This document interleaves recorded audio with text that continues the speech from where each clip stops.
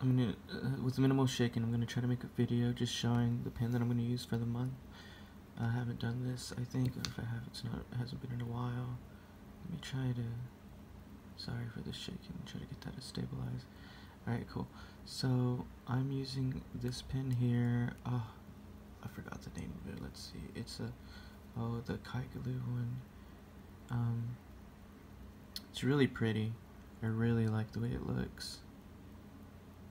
There's a side to it here that's just real deep and very shiny. And it matches up with the bottom part that's pretty shiny as well. It's really nice. The way that it feels is heavy duty. I think I wanted to actually compare this pen, which was I believe like $25, to my Visconti pen, and show that this one is just as good quality, if not better. And actually, really quick, let me just show that really quick. So here's one of my pins that's $100 or just over, more or less. It's one of the new Rembrandts, and I was gonna compare this with an older one to show the quality drop, but it's still great nib. But like I said, it's just a lot of stuff has changed. Wow, I just realized that there's like some corroding on the neck here from, I guess, I'm not really sure from what. You can see that there. I can brush that off in time, thankfully. Probably from just my hand sweat over time when I last used it. I'm not sure. The converter on this guy. Now the color on here is beautiful too, though. I'm not gonna take that away. So but just the converter on here is now a cheap converter. It says Visconti, of course, but it's not good quality. It's just a regular quality. It's not bad. It's just not that great. Just realized too that there's ink in this guy, so I'm actually gonna use this for I was gonna ink up 2 pins. I'm just gonna use this one as well.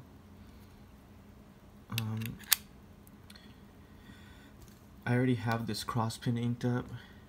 It's just making a debut right now, but it's a beautiful pin. It's not that expensive either. It's $25. It's a small nib, and it took a long time to break in, longer than any pin. Over a month. It just felt like crap, or more than a month. 2 months of a lot of writing, like hours of writing a day, like 2 to 4 hours of writing a day. And I realized that I changed the paper, and it really helped it break it down. You started writing on paper with more tooth, and it just made it feel smooth. Weird, but it worked. Anyway, so I'm going to ink this guy up with a combination. I'm going to use some shimmering ink because I just love shimmery ink, so I'm going to use some Night Sky, which is black. It's diamine, but I'm also going to add a little bit of ancient copper. I want it to maybe, hopefully not be too dark, maybe like a brown, just to complement this pen a little bit, barely, maybe an undertone if any. I still want it to be dark enough for me to use everywhere. The shimmering ink also is very shimmering, which I do like, but this pen I'm going to probably hope to use outside, like at work and other things as well. So it might be better for me to not have, or to have something that's just easy to read for not just me but other people as well. This ancient copper helps spread that shimmer out a little bit, and to hopefully, like I said, bring out some brown undertones or reddish brown undertones that this gives off too, on the deep side. I just love the way that part looks though. If I could have the whole pin this color, that golden, it's just so bright. Oh my god, that would be crazy. They could even charge me 3 times as much and I'd buy it. Okay, I wasn't going to ink it. I was going to like do a cutscene and then just show myself writing with it, but why not just make a video of me doing it here if I drop something or spill something live. I'm just going to use a piece of paper because I can't see anything, and I might use my lens. I haven't changed or refilled ink in a few months because I have a rotation of like 20 different fountain pens that I use throughout the year, and I ink most of them up before a season. And since I have the Visconti in my cross pin, I'm about to start a new chemistry course with the lab, so I'll be doing a lot of writing, so I'm pretty sure I'll go through all these pins. If I do 2 to 4 hours of writing a day, I might go through them all within a month. So, oh, you know what I'm going to do actually? To not cross-contaminate the copper, since that actually has pigment color, I'm going to try to refill some of it. I showed the converter on that Visconti, but I want to show the converter on this guy. Because the Visconti is just a branded normal converter. But this, not only does it have like beautiful like metal parts, see if I can get this to focus close a little bit. Might be too close. The body itself's nice. It's pretty thick, but this as well, that converter's pretty. It's not stamped, it's engraved in there, embossed in there. Kaigelu, so it is a 316, I think it said. That's the model. Yeah, it's got this type of style converter, so it's pretty good. So I'm just gonna always just check my ink right here. Gonna go ahead and dip this and I'm just gonna try to get about half, and then fill the rest up with some diamine, maybe even more than half. So I don't want too much shimmer, but I do want enough to see and enjoy. Okay, so it might be a little more than half. The converters are hard to tell. I have to like flip it over. So really quick, let me just grab another napkin if I can do that easily. I want this video to take 10 minutes for the mark.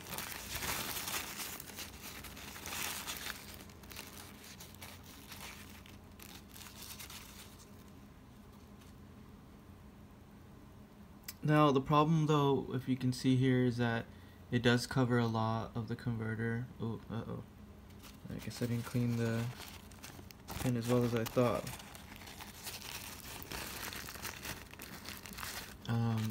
So the way that I'll have to tell is by just turning it upside down really quick, or right side up if I'm writing. So then I'll be able to see that I've got about a couple of millimeters of some space. There's like an air bubble in there. And I'm going to turn around, try to give some of that air out till I see some ink come up, kind of like a needle, or like. Okay, so now that I know exactly where I'm at,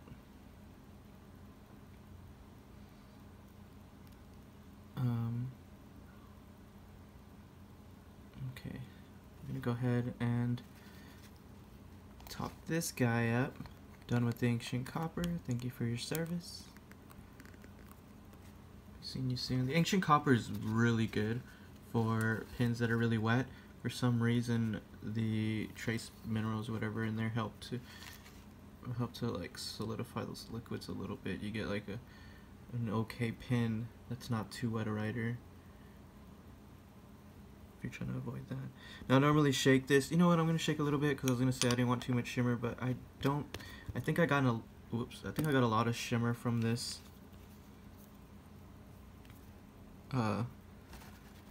pin before, from an ink before, so I might have took a lot out, in other words, than usual.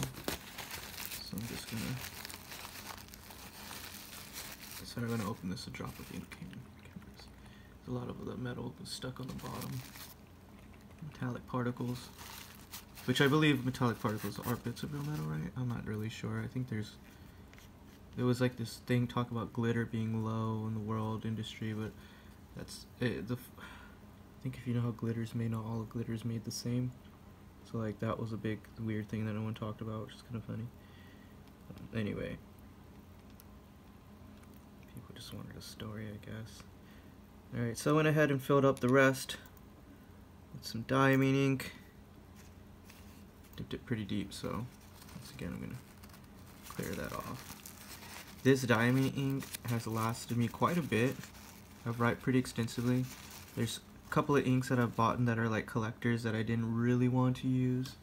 But I made myself, I think, open almost every ink bottle that I've bought. But once I realized that some are just really rare, I go through them so fast because they're really wet. Or, like I said, some inks are just more, that have less viscosity, so it's just easier to run through them. This diamine's a perfect, it's just a perfect flow, the way that it's made, so it fits in most of my pins without any problem. And because this is a, let's see, 50 milliliter bottle, it lasts a long time. I've already refilled maybe 10 pens, and it's about halfway, maybe even more or less, I'm not sure, at least 10. So yeah, it's gonna refill quite a bit with different types of converters, more or less like standard size as well. Alright, so I got that in. Did get some ink on my finger a little bit, but yeah, I think it's hard to avoid that without gloves, but it's all good. So let me try to do some writing. Now this paper has a little bit of tooth. It's a sketch Strathmore, but it's 60 pound paper.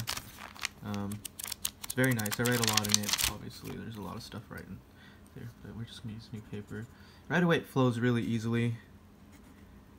Let's see if there's any air bubbles. And that's perfect. This is exactly what I was hoping for.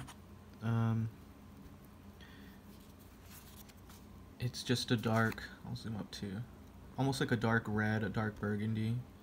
It's very easy to tell, or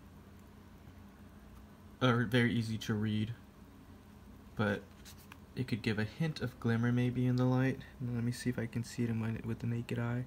I don't have a lot of light coming in. It's just natural light right now. There's no light on right now in my place, so this is pretty good.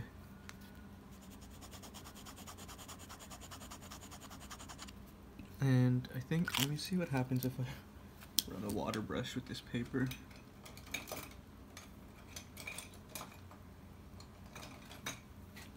Since I hit past 10 minutes, it'll be 10 minutes. Perfect. So it's going to be a black with a hint of undertone of a brown. And what I like about that is that I did mix some diamonds, so later there might be a shimmer that dries. Yeah, I already see it. So the shimmer will start to dry on here, which is really pretty, and maybe I'll start to get that. Let me open some light.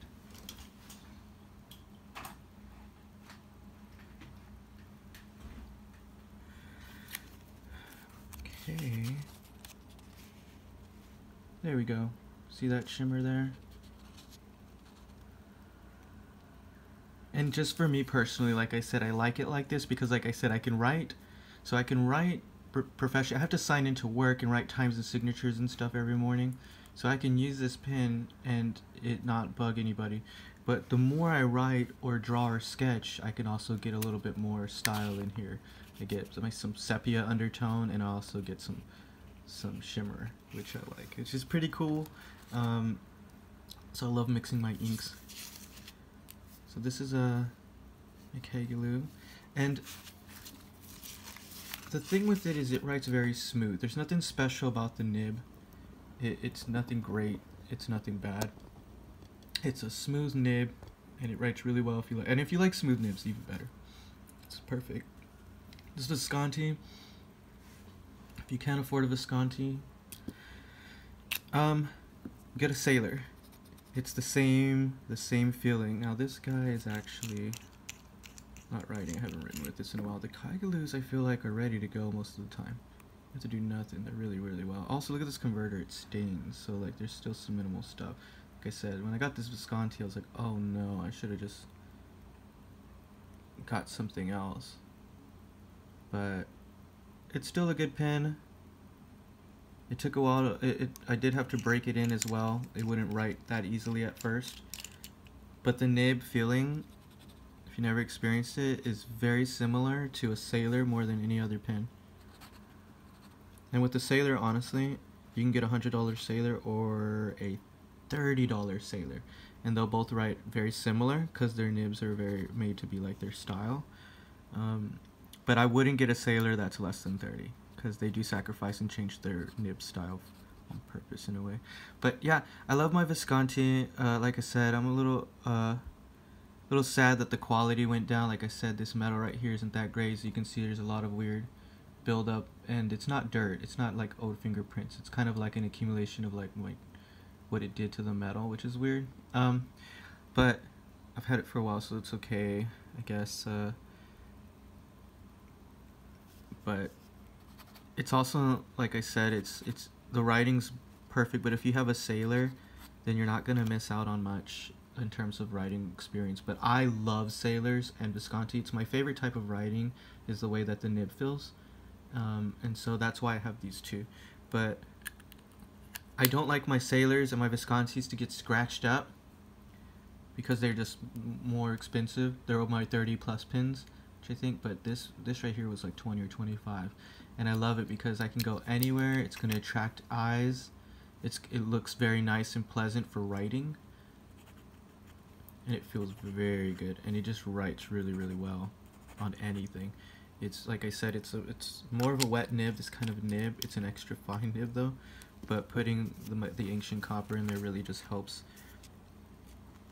it, because even though it's a slower drying ink, it just works better through the nib, if that makes sense. For some reason, just the type of viscosity, it's a little different, but I enjoy it. It's different. It also, because it's ancient copper, it can feather and it could smear, and it gives off, like how this is different because I mixed it with diamine, but ancient copper by itself gives a rust look, and I kind of love that rust look. It's old-fashioned.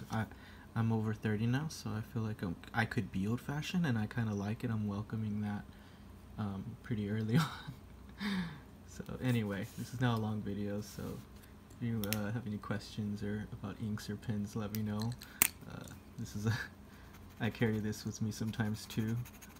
This is just a pilot. This also took a long time to break in. This is probably the pen that I was frustrated with the most, because it wouldn't start for a long time. I mean months it wouldn't start, and I finally got, and everybody would say, oh, you know, it's great right away and this is a great pen, and I thought, oh no, but now it writes wonderfully. What I did is I changed the ink in it.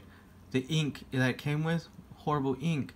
I used a syringe, put a different red ink in here, and I just never had that problem again. I think I used up the ink on the other. I used it completely up, and once I changed it, it was just a game changer. Alright, well, that's all I gotta say. Thanks for watching. I'll post another pen video soon.